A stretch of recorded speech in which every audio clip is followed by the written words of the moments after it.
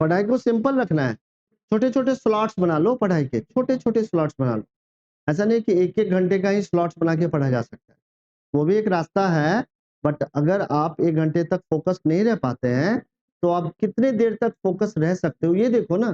कितने देर तक आप किसी भी एक मैटर को समझने में आपका दिमाग लगता रहता है।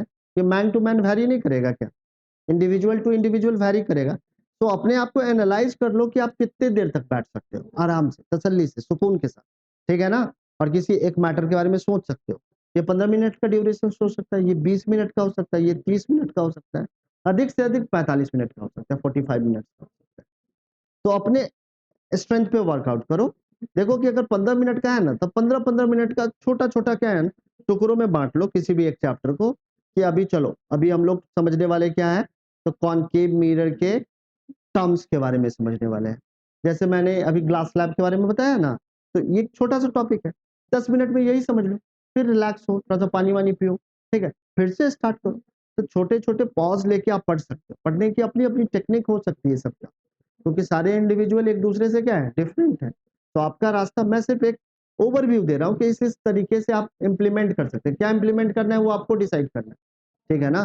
तो बहुत सारे रास्ते हैं, आप अपने आप को देखो कि आप किस तरीके का, आपका एक्चुअल नेचर क्या है, आपका व्यक्तित्व कैसा है, अपने व्यक्तित्व को किस तरीके से आप एडजस्ट करके पढ़ाई को कर सकते हो। आपका व्यक्तित्व क्या, एक ऐसा व्यक्तित्व है कि शांत व्यक्तित्व है, तो आप थोड़ा सा ज्यादा लंबा सीटेंगे। आप थोड़ा सा डायनेमिक है, तो ये भी तो अच्छी बात है ना, ठीक है ना? ये भी आपका स्ट्रेंथ है, तो उस स्ट्रेंथ पे वर्कआउट करो। आप छोटे-छोटे स्लॉट्स बना लीजिए, 15, 20, आधे घंटे के स्लॉट्स बनाइए, उसमें पढ़िए और ठीक हो जाएगी पढ़ाई। पढ़ाई इतना मुश्किल नहीं है, ठीक है? आसानी से की जा सकती है, ठीक। अब देखो, लॉज ऑफ रिफ्रैक्शंस ऑफ लाइट के बारे में समझते हैं। तो यहाँ पे मैं क्या करता हूँ, एक छोटा-सा डायग्राम बना लें।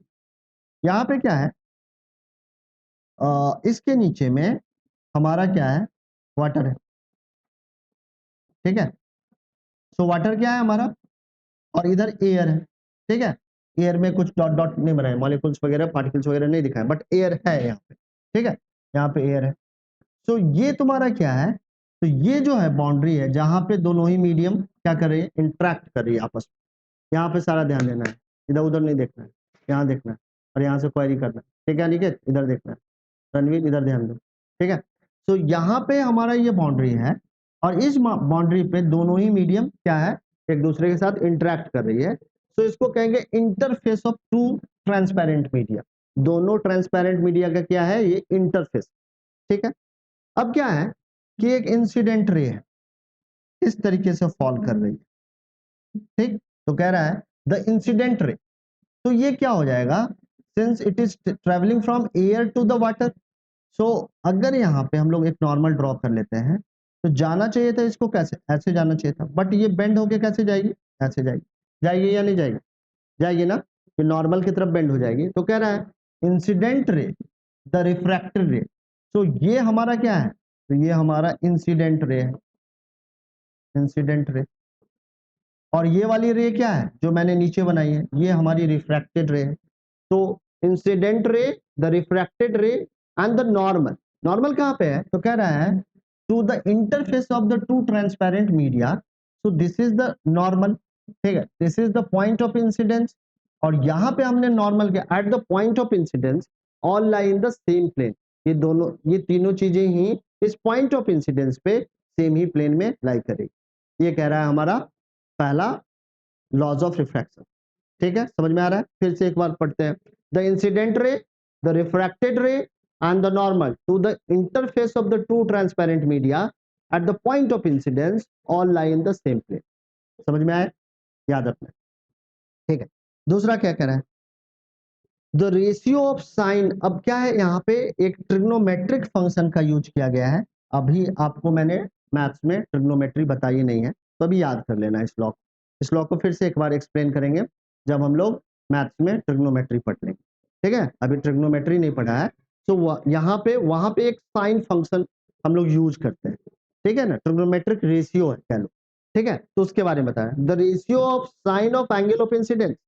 तो एंगल ऑफ इंसिडेंस यहाँ पे क्या है, अगर यहाँ पे फिर से डायग्राम बनाए, तो यहाँ पे एयर मीडियम है और ये नॉर्मल है, और इस तरीके से हमारा इंसिडेंट रे है, तो रिफ्रैक्टेड रे ये होगा। तो एंगल ऑफ इंसिडेंस इधर है, और एंगल ऑफ रिफ्रैक्शन हमारा क्या है, यहाँ पे है।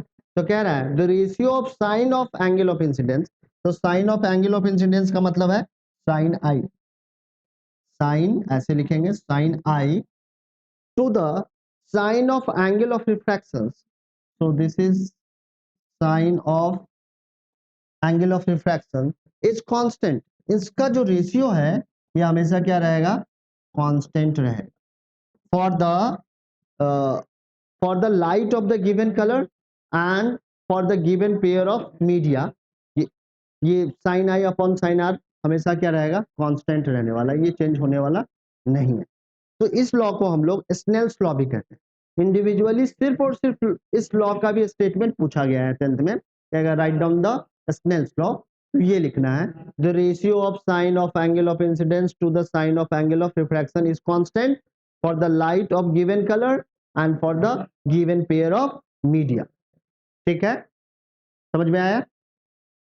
ठीक है, तो इस तरीके से हमने दोनों ही लॉज ऑफ रिफ्रैक्शंस को अभी समझने का ट्राई किया है। अब आगे है रिफ्रैक्टिव इंडेक्स। रिफ्रैक्टिव इंडेक्स से आप किसी भी मीडियम की ऑप्टिकल डेंसिटी बता सकते हो, क्योंकि ये एक न्यूमेरिकल वैल्यू देता है और इसी न्यूमेरिकल वैल्यू के हेल्प से आप ये बता पाओगे कि कोई भी मीडियम आपका ऑप्टिकली रेयरर है या डेंसर है। तो ये क्या बताता है, किस तरीके से हम लोग किसी भी मीडियम का रिफ्रैक्टिव इंडेक्स कैलकुलेट कर सकते हैं, इसके बारे में हम लोग यहाँ पे सीखने वाले हैं।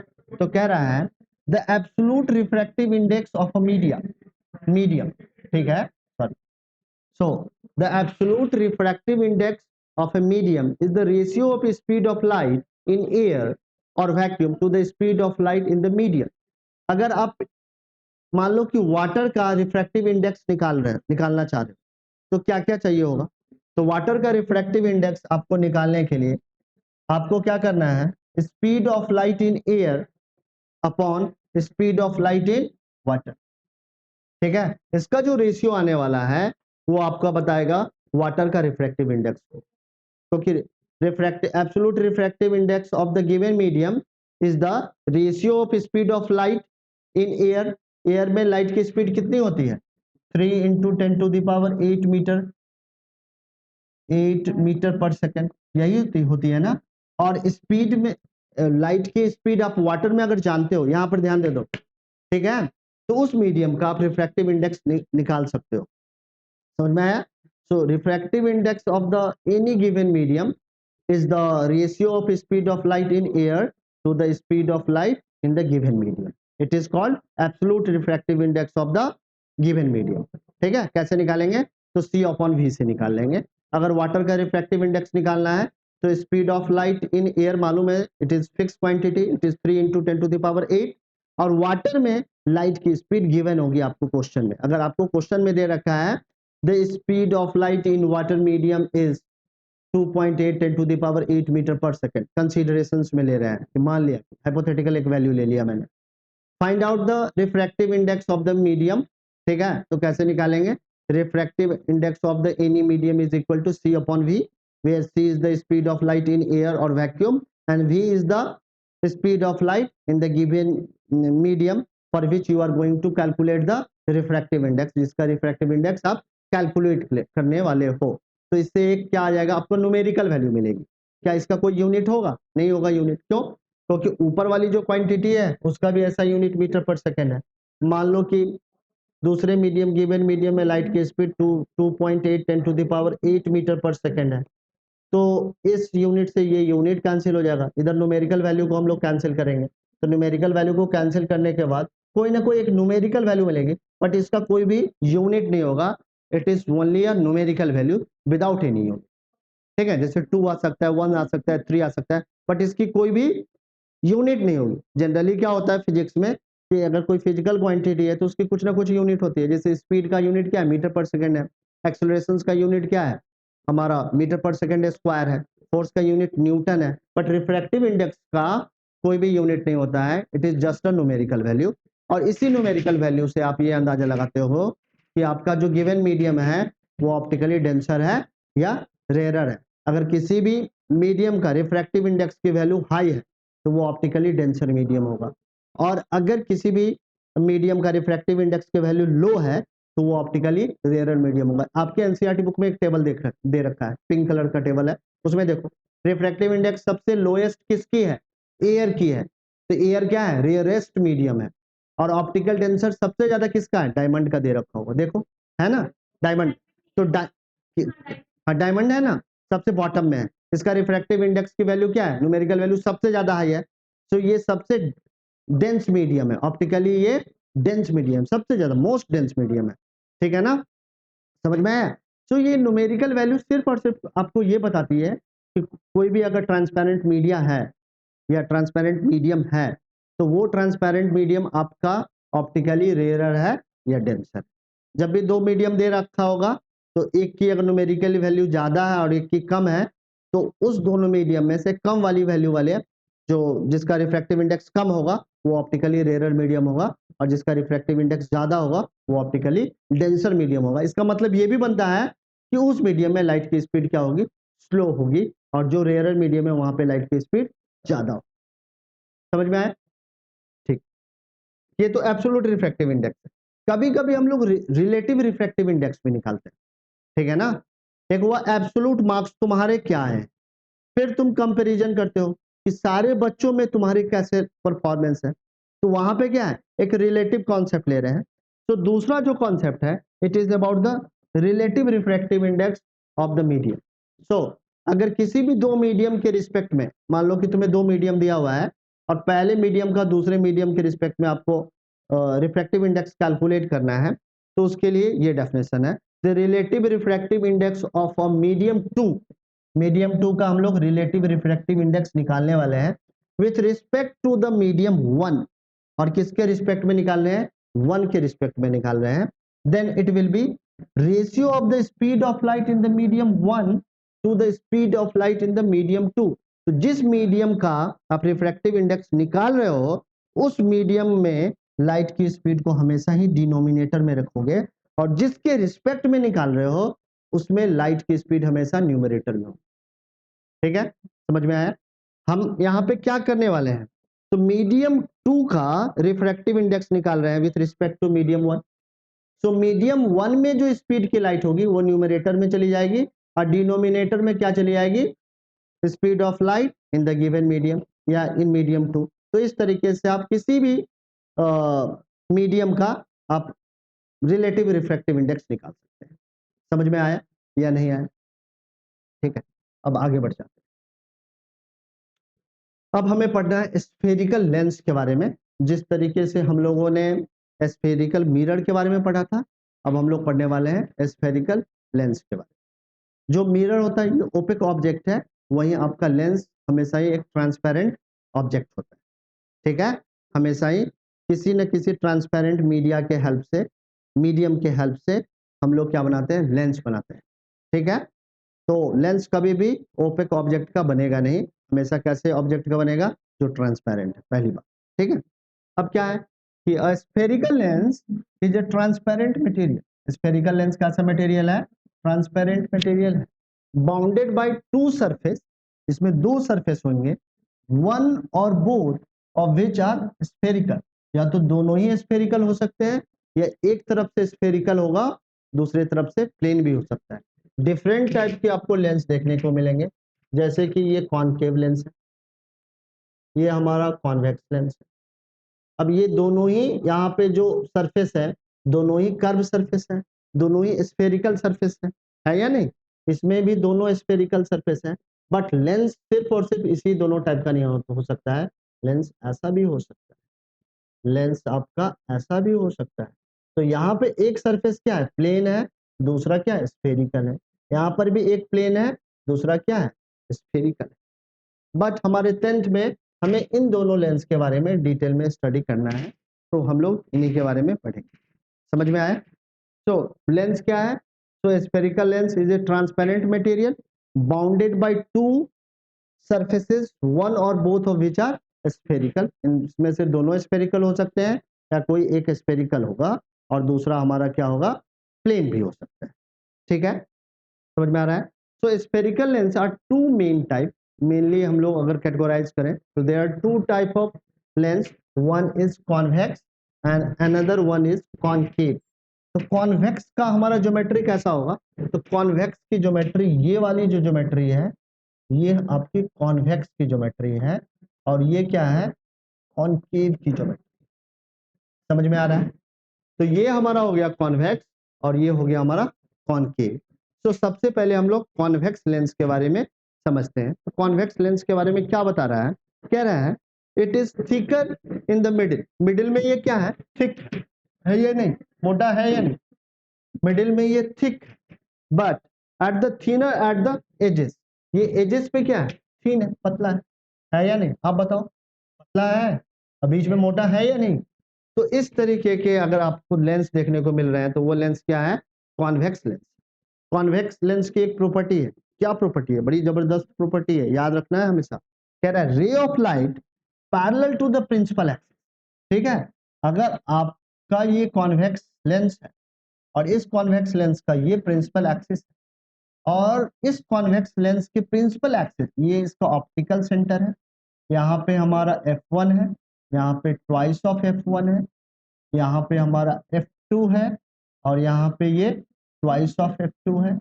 तो अगर ये प्रिंसिपल एक्सिस के पैरेलल में कोई रे आ रही है, इस तरीके से पैरेलल में कोई रे आ रही है, तो कह रहा है कि ये हमेशा ही क्या होगी? कन्वर्ज करेगी। ये हमेशा ही किससे होके जाएगी? तो f2 से होते हुए जाएगी, या कह सकते हैं प्रिंसिपल फोकस से ही होते हुए जाएगी। जितनी भी पैरेलल रे, एक पैरेलल रे यहाँ पे ड्रॉ कर लो, ये भी किधर से जाएगी? इधर से ही जाएगी। तो उसी फैक्ट को, इस नेचर को पहले समझा और इस नेचर को समझते हुए यहाँ पे लिखा है। तो कह रहा है rays of light parallel to the principal axis after refractions through a convex lens meet at a point। meet at a point को हम लोग converge कह सकते हैं, converge at a point on the principal axis, and that point, a specific point, is called the principal focus of the convex lens। इसे हम लोग convex lens का क्या कहेंगे? principal focus कहेंगे। ठीक है, समझ में आ रहा है? जैसे कि नेक्स्ट स्लाइड में बताया, नेक्स्ट स्लाइड में चलोगे तो ये सारी की सारी रेज क्या कैसे इंसिडेंट कर रही है? तो ये प्रिंसिपल एक्सिस के क्या है? पैरेलल है या नहीं है? सो ये कन्वर्ज करेगी। कहां पे कन्वर्ज कर रही है? तो एक सर्टेन पॉइंट पे कन्वर्ज कर रही है, और ये पॉइंट कहां पे लाई कर रहा है?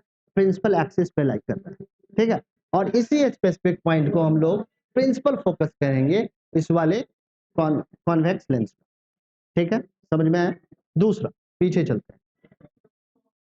दूसरा जो हमारा है ये कॉनकेव लेंस। कॉनकेव लेंस कैसा होगा? बेटा जग जाओ, जग के रहना है। ठीक है, अब दूसरा क्या है?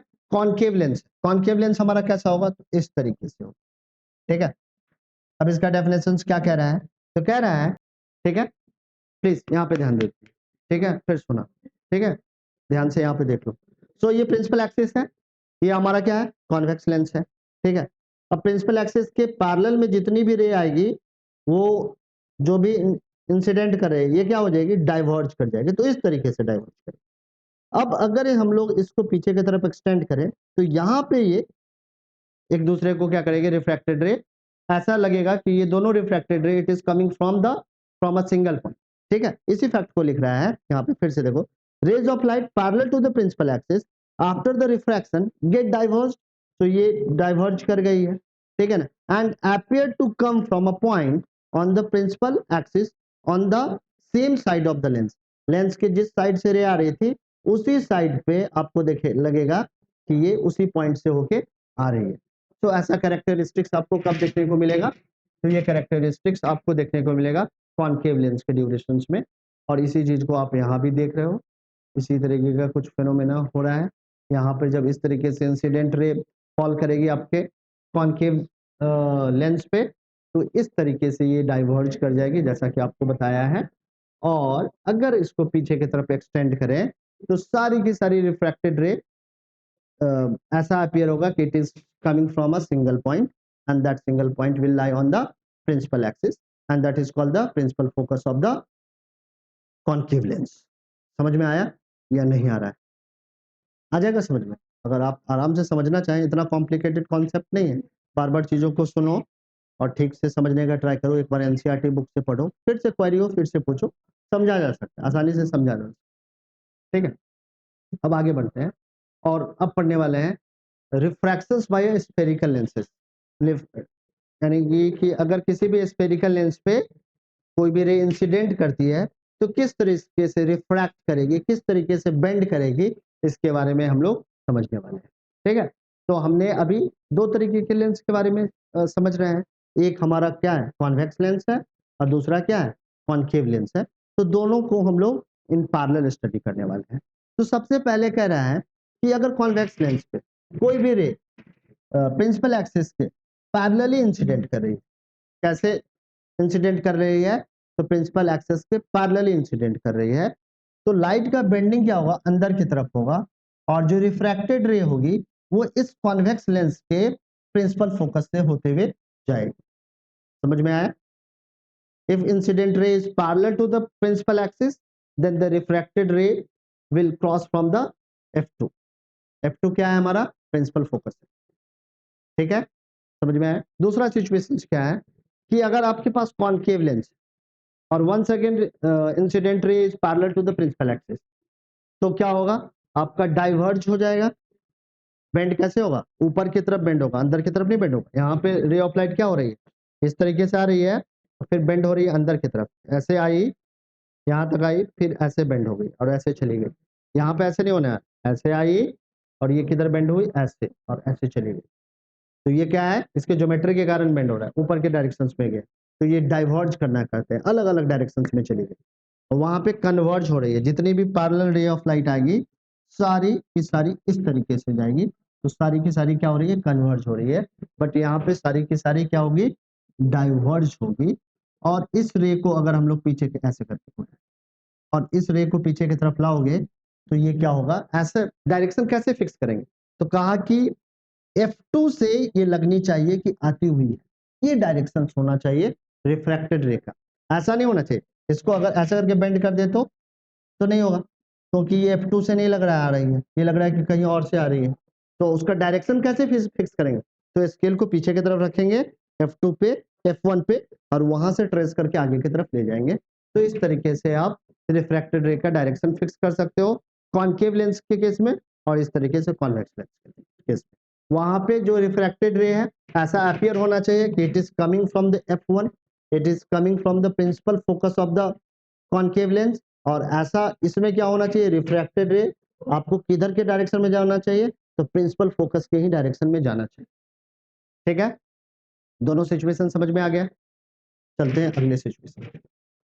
अगला सिचुएशन क्या कह रहा है, अब अगला सिचुएशन कह रहा है कि अगर कॉन्वेक्स लेंस पे, ये हमारा कॉन्वेक्स लेंस है, ठीक है, और इस कॉन्वेक्स लेंस पे अगर रे ऑफ लाइट इस तरीके से इंसिडेंट कर रही है कि ये F1 से होते हुए लेंस के ऊपर में, कैसे आ रही है, F1 से होते हुए आ रही है, तो रिफ्रैक्टेड रे क्या होगी, प्रिंसिपल एक्सिस के पैरेलल।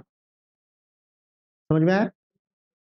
F1 F2 कैसे निकालेंगे, तो इस वाले स्फेरिकल सरफेस के लिए ये F1 है, और सेंटर ऑफ कर्वेचर जो है ये ट्वाइस ऑफ F1 पे हो जाएगा, और इस वाले स्फेरिकल सरफेस के लिए ये फोकस होगा और ये ट्वाइस ऑफ F2 हो जाएगा। समझे, क्योंकि दो स्फेरिकल सरफेस है, तो दोनों से स्फेरिकल सरफेस का अलग अलग सेंटर ऑफ कर्वेचर होगा और अलग अलग फोकस होगा, होगा या नहीं होगा।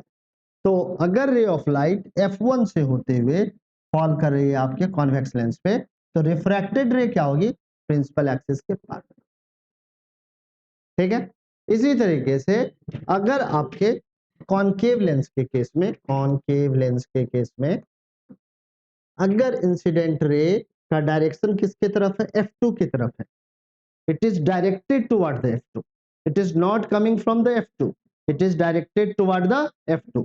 अगर इसको यहाँ पे अगर ये हटा दे तो ये किधर जाएगा, F2 की तरफ जाएगा। if its direction toward the F2, then after the refractions the refracted ray will be parallel to the principal axis। ठीक है, यहाँ पे मैं क्या कर रहा हूँ, it is coming from the F1। In the case of convex lens, incident ray is coming from the F1, then the refracted ray will be parallel to the principal axis। Concave lens में क्या कह रहा हूं, if incident ray is directed toward the F2, its direction is toward the F2, then the refracted ray will be parallel to the principal axis। समझ में आया? चलो और पढ़िए।